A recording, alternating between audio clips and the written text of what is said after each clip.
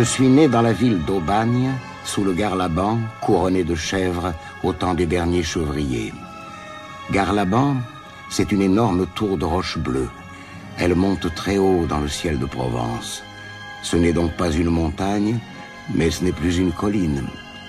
C'est Garlaban. Marcel Pagnol, né en 1895 à Aubagne et mort en 1974 à Paris, ne cesse de ravir les enfants avec ses fameux souvenirs d'enfance. C'est pourquoi nous replongeons aujourd'hui dans l'enfance de celui-ci. Nous parlerons également de son rapport à l'école, cette école de la Troisième République qui est si peu connue des enfants. Mon invitée est aujourd'hui Hélène Rivière, agrégée de lettres modernes. Bonjour Hélène Rivière et merci beaucoup d'être avec nous. Bonjour Sacha. Pouvez-vous vous présenter à la communauté de Zugut? Alors, je m'appelle Hélène Rivière-Lévin. Je suis actuellement professeure de français et lettres modernes au lycée.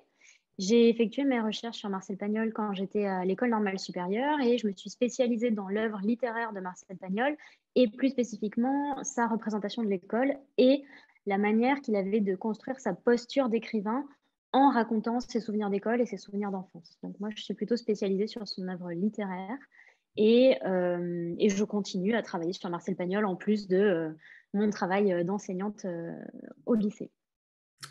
Quand avez-vous découvert Marcel Pagnol? Parce que c'est quand même quelque chose d'important. Et qu'est-ce qui vous attire chez lui? Alors, je pense que comme beaucoup de personnes, j'ai découvert Marcel Pagnol quand j'étais enfant, puisque c'est la première fois assez tôt que j'ai lu les souvenirs d'enfance. C'est ma mère qui m'a fait découvrir cet auteur, puisqu'elle avait elle-même fait des recherches dessus lors de ses propres études. Et sachant que je viens moi-même d'une longue lignée d'enseignants et d'enfants d'enseignants du sud de la France, en plus du sud-est de la France, on a un lien un peu personnel, je dirais, avec l'œuvre de Pagnol. Et, et ensuite, en fait, j'y suis revenue plus tard, à l'âge adulte, quand j'ai fait mes études littéraires à Paris. J'étais un peu en manque, si je puis dire, du sud, de la Provence. Et j'ai relu notamment les souvenirs d'enfance, mais aussi les pièces de théâtre et les romans. Au départ, simplement par pure nostalgie. Et je me Donc, suis ça vous rendu a compte qu'en apporté fait... quelque chose? Ça vous a Ah, bien apporté... sûr.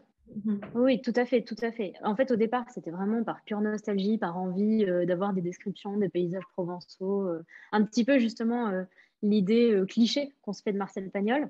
Et je me suis rendu compte, alors même que j'étais en train de faire une prépa littéraire, en fait, qu'il y avait énormément de choses à analyser dans son œuvre littéraire qui n'étaient pas très analysées, justement. Et ça m'a en fait redonné l'envie de le lire d'une autre manière. Voilà, donc, mis à part Marcel Pagnol, bon, vous venez de nous expliquer pourquoi d'ailleurs, mais quel auteur auriez-vous aimé travailler et approfondir?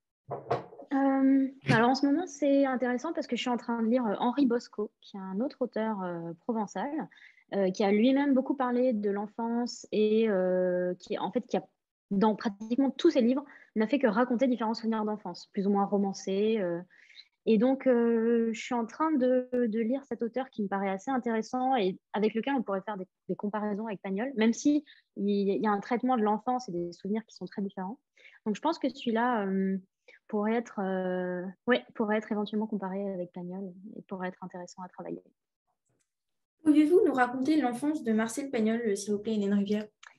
Alors, Marcel Pagnol est né à Aubagne à la fin du 19e siècle, plus précisément en 1895.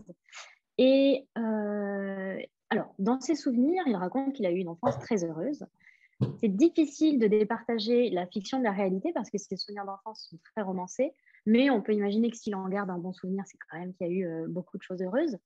Il a vécu donc dans le sud-est de la France, il a grandi plus précisément à Marseille. C'était le fils Alors justement, d'un quand vous instituteur. dites elle est très romancée, Pagnol raconte sa naissance dans La gloire de mon père. Euh, Mhm. Comment sait-il ce qui s'est exactement passé, dans quelles circonstances il est né, etc. Il décrit aussi dans ses souvenirs d'enfance une enfance très heureuse.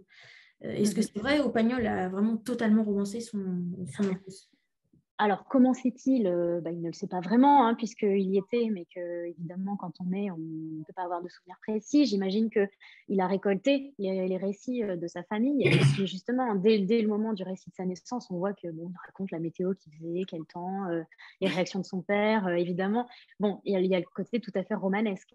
Ensuite, est-ce qu'il a vraiment eu une enfance heureuse? Bon, c'est difficile à dire, puisqu'on n'est pas dans sa tête et dans ses propres souvenirs, mais l'image qu'il en donne, en tout cas, c'est une image extrêmement nostalgique et heureuse. Après, il dit lui-même dans certains entretiens qu'il a un petit peu passé sous silence quelques paires de claques, quelques fois où il s'est fait gronder. Donc, bon, voilà, comme tous les enfants de cette époque, du moins. Bon, il raconte notamment tous ses souvenirs à la treille, dans les collines, mais également ses souvenirs d'école, qui sont plus ou moins d'ailleurs reliés au bonheur, hein. On pourra en reparler, mais l'image qu'il donne de son enfance, en tout cas, est celle d'une enfance heureuse et dont il est nostalgique quand il est un vieil homme qui se retourne sur son passé. L'autre jour, avant-hier exactement, une leçon sur Jeanne d'Arc. Oui, ce n'est pas que ce soit très amusant, mais enfin c'est dans le programme. Bien. À cette occasion, vous avez prononcé, et devant des enfants, les phrases suivantes. Jeanne d'Arc était une petite bergère de Don Rémy. Un jour qu'elle gardait ses moutons, elle crut entendre des voix. C'est bien ce que vous avez dit, n'est-ce pas, monsieur? C'est très exactement ce que j'ai dit.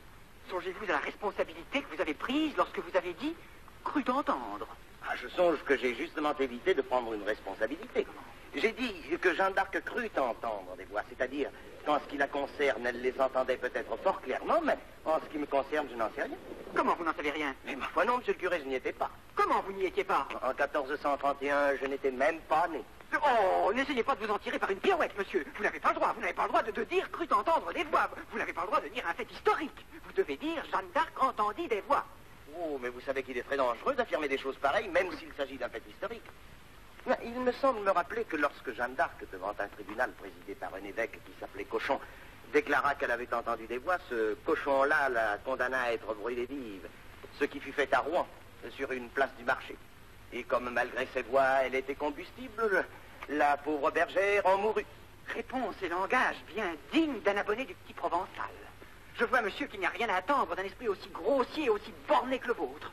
Je regrette d'avoir engagé cette conversation inutile et qui m'a révélé une profondeur de mauvaise foi que je n'aurais jamais osé imaginer. En somme, vous êtes furieux parce que parler de Jeanne d'Arc qui, selon vous, vous appartient. Mais dites-moi, monsieur le curé, vous aussi, vous arrive de piétiner mes plates-bandes. Comment?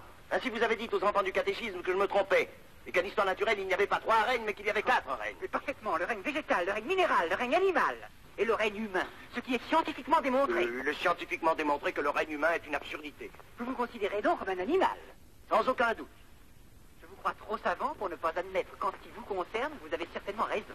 Permettez donc que je me retire sans vous saluer, car je ne salue pas les animaux. Oh, mais qu'est-ce que vous croyez, ça se dit, espèce de prégadillon? Je dirai trop, Satanas! Va te cacher, hein, pendu! C'était un extrait de La femme du boulanger réalisé en 1938 par Marcel Pagnol en personne. Robert Bassac était dans le rôle de l'instituteur et Robert Vattier dans le rôle du curé. Alors on voit dans cet extrait que l'opposition entre l'école de la Troisième République et l'Église a marqué Marcel Pagnol. Qu'en pensez-vous, Hélène Rivière? Alors en fait, il le met régulièrement en scène, en effet, cette opposition. Et c'est une opposition qui traverse son époque finalement, puisqu'au début du XXe siècle, on a la séparation de l'Église et de l'État. Avant cette loi du début du XXe siècle, en général, les personnes qui s'occupaient de l'instruction des jeunes gens étaient souvent des religieux ou des religieuses. Puis justement, l'État français fait qu'on va former des instituteurs laïcs, républicains, pour former les jeunes gens dans les écoles et les lycées. Donc en fait, on a à la période pendant l'enfance de Marcel Pagnol, on a toute cette dissociation qui se fait entre la religion et l'instruction. Et avec justement, pour tenir tête au curé du village notamment, la figure de l'instituteur qui est formé dans des écoles normales d'instituteurs et qui est formé, comme l'explique Pagnol avec un peu d'ironie, pratiquement à l'anticléricalisme. Donc, en fait, dans l'extrait que vous avez montré et dans d'autres œuvres de Pagnol, comme dans ses souvenirs, on voit cette mise en scène de personnes qui sont plutôt du côté de l'Église et de personnes qui sont plutôt du côté de l'instruction laïque républicaine. Et en général, ces oppositions sont toujours mises en scène de manière assez comique, puisque là, on voit qu'on a une joute verbale entre les deux personnages, mais ça n'est jamais bien méchant. Et même si on ne trouve pas un terrain d'entente idéologique, on a quand même des formes de... comment dire, des formes malgré tout d'entente qui peuvent se trouver. Par exemple, à la fin de La femme du boulanger, c'est le curé et l'instituteur qui vont tous les deux chercher la fameuse femme du boulanger pour la ramener au village. Dans une position en plus assez amusante, puisque c'est le curé qui monte sur le dos de l'instituteur, puisque l'instituteur possède des sortes de bottes de pêche. Ils vont chercher la femme du boulanger en traversant une sorte de marée, puisqu'elle est sur une île avec son berger. Et donc, c'est un peu l'union aussi comique et à la fois morale et belle de ces deux personnages pour ramener la femme du boulanger et le pain au village, la civilisation, entre guillemets, au village. Il y a justement dans La gloire de mon père un chapitre entier, d'ailleurs qui est un des premiers chapitres, consacré à la description de cette opposition si importante. Bon, je ne pourrais pas vous lire parce que ce serait bien trop long, mais vous pouvez évidemment aller voir au début de La gloire de mon père, c'est de la page 15 à la page 20, dans les éditions Fortunio. Dans les autres éditions, je n'en ai aucune idée. Outre l'école de la Troisième République, d'autres éléments de l'enfance de Pagnol l'ont-ils marqué ? Oui, alors l'école et l'instruction en général est un élément fondamental de ses souvenirs, mais l'autre élément, je dirais, qui l'a principalement marqué, c'est bien entendu toutes ses aventures dans les collines au-dessus d'Aubagne avec son amie Lily.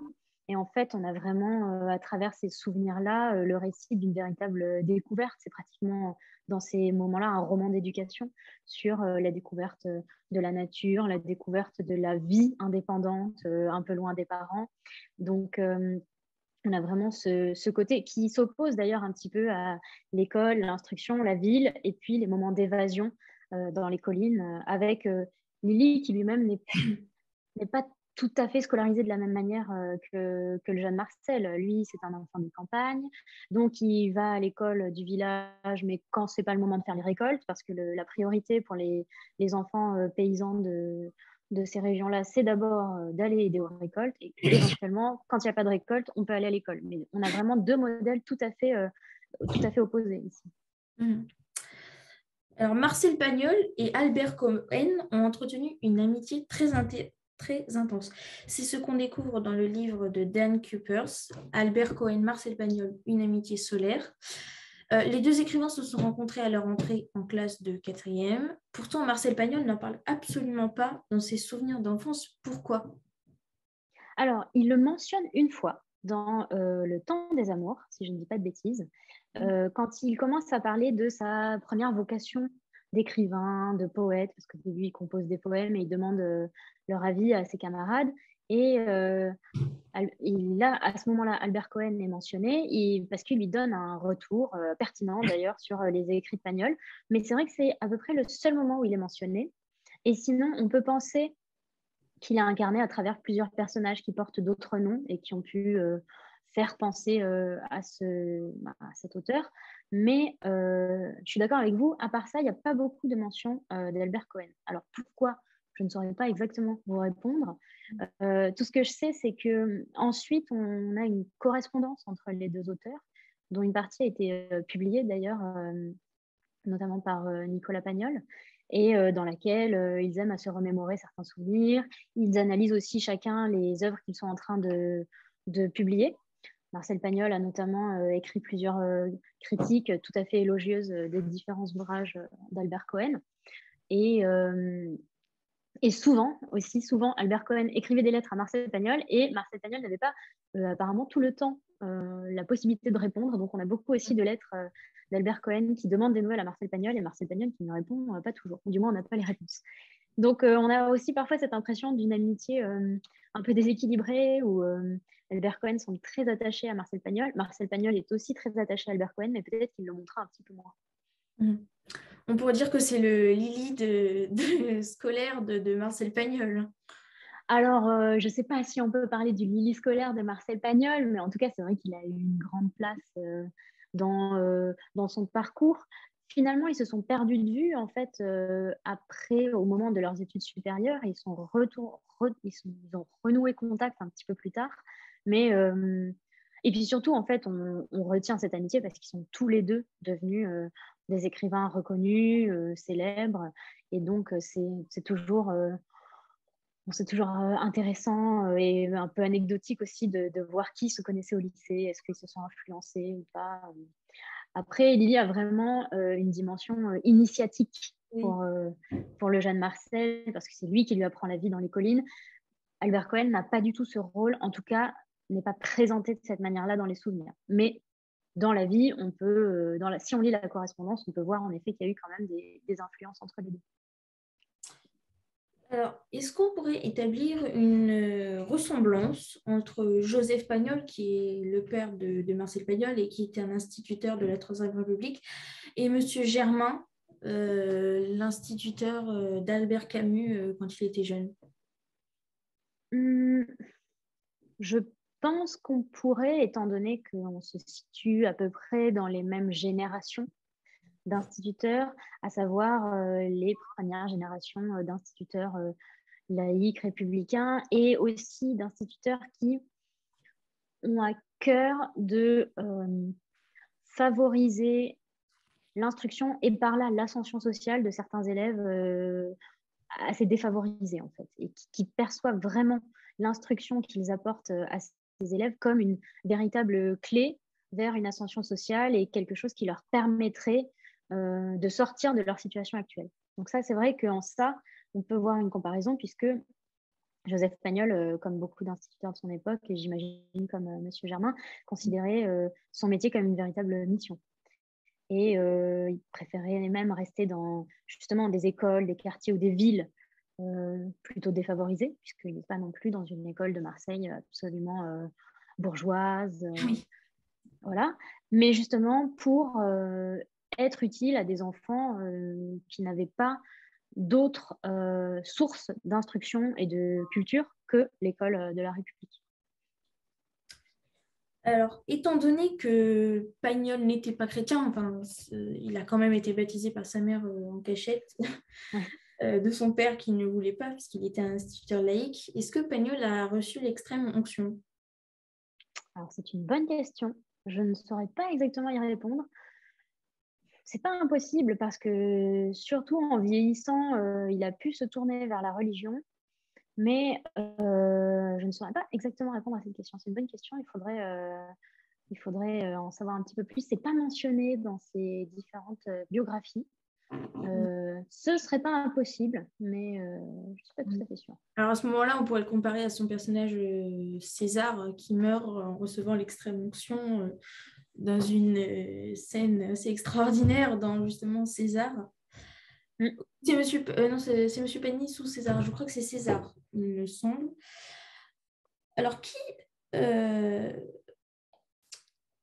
auriez-vous des livres à nous conseiller pour commencer Marcel Pagnol, pour commencer à lire Marcel Pagnol et pour découvrir Marcel Pagnol?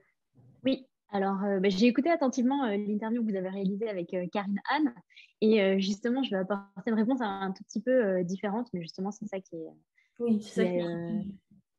intéressant avec la lecture en général et la lecture des ouvrages de Marcel Pagnol en particulier, c'est que moi, j'ai commencé à découvrir Marcel Pagnol à travers les souvenirs d'enfance. Et je pense que, en fait, là où c'est une démarche intéressante de commencer par les souvenirs d'enfance, c'est qu'il faut que ce soit un point de départ. En effet, la lecture peut sembler accessible, voire facile pour des jeunes lecteurs. En plus, on peut s'identifier quand on est un enfant ou un préadolescent au personnage principal, qui est quand même lui aussi un jeune homme. Donc, il y a ce côté identification avec le héros, accessibilité de la langue, même si elle est faussement simple. En fait, c'est ça. Ça paraît simple, mais ça ne l'est pas. On a un vocabulaire fourni et des tournures qui paraissent simples, mais qui ne le sont pas, avec l'utilisation de certains adjectifs, les tournures de certaines propositions qui sont plus ardues qu'il n'y paraît. Donc ça, c'est quand même intéressant de commencer par ça quand on est enfant, parce qu'il y a ces choses-là. Mais là où je dirais que c'est bien de commencer par les souvenirs, c'est qu'en fait, après, on peut y revenir un peu à tous les âges de la vie. Parce que, par exemple, ça a été ça pour moi. Je l'ai lu quand j'étais enfant. Je l'ai relu quand j'étais jeune adulte. Bon, depuis, je le relis régulièrement. Je ne peux pas vous dire pour les âges suivants de la vie. Hein. Oui. Mais en fait, à chaque fois, on va y trouver un nouveau sens, une nouvelle richesse. On va s'attacher à différents types d'émotions, des choses qui ne nous touchent pas. Quand on a un enfant, on ne sait pas encore ce que c'est la nostalgie, en fait. Donc, voilà, c'est normal. Ensuite, on comprend un peu cette dimension au fur et à mesure. Et voilà, à chaque fois, on saisit des nouveaux sens, des nouvelles bribes. Et je pense que c'est ça aussi qui fait le caractère d'une grande œuvre. C'est qu'on peut y revenir à différents âges de sa vie, toujours y trouver des nouveaux sens et jamais totalement l'épuiser, en fait. Bien, merci beaucoup, Hélène Rivière, de m'avoir accordé cette interview. Je pense que ça va faire plaisir à beaucoup de monde et moi, ça me touche beaucoup. Hein. J'avoue que je suis assez émue. Donc, merci beaucoup d'avoir été avec nous pendant Eh bien, avec grand plaisir.